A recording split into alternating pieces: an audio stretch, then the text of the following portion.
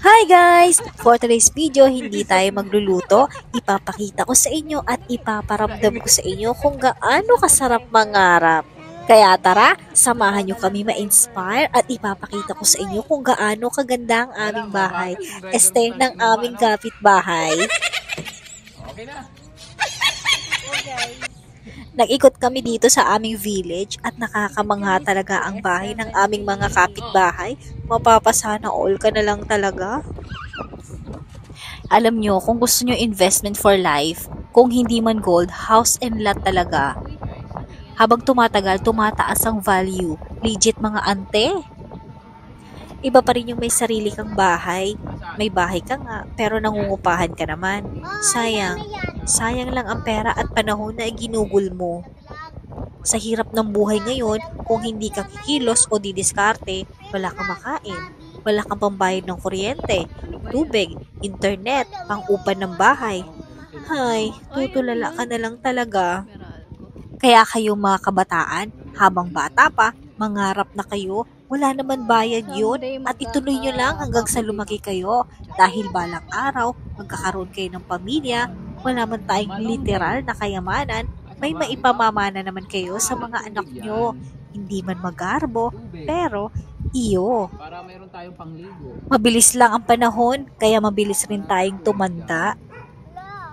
Ika nga, kalabaw lang daw ang tumatanda. So ano, ikaw, bumabata.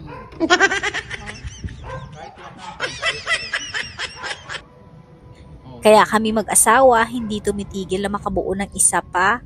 Hay, may gano'n. Eme! I mean, hindi kami tumitigil na mangarap habang pareho pa kaming malakas. Ganun kalaki. Kaya sa lahat ng meron kami, salamat kay Lord. Ito maganda. For me. Sa binigay mong kalakasan sa amin, paggabay at mga biyaya, salamat, salamat sa'yo. Walang sawang pasasalamat. Pero syempre, ang pag-asenso, unti-unti yan. Paghirapan mo, pagbutihin mo, pagtiyagaan mo, pag-aralan mo. Walang easy money mga ante. Ganda na yun. Yung nasa isip mong easy money, easy life ka din doon. Pangit, no? Lang. Tapos, Gumawa ka lang ng kabutihan, tsak papalarin ka. Nag-i-enjoy nga ako habang nag-iikot kami dahil naaaliw ako sa mga bakod ng aking kapitbahay. Wala pa kasing bakod ng bahay ko. stainless bakod. Minsan nga nakakainggit, pero wala yun. Inggit, pikit, charot.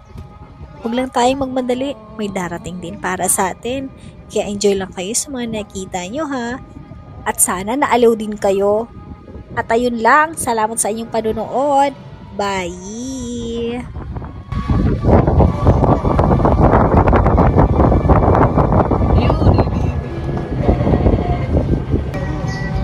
Merong may aswang doon eh.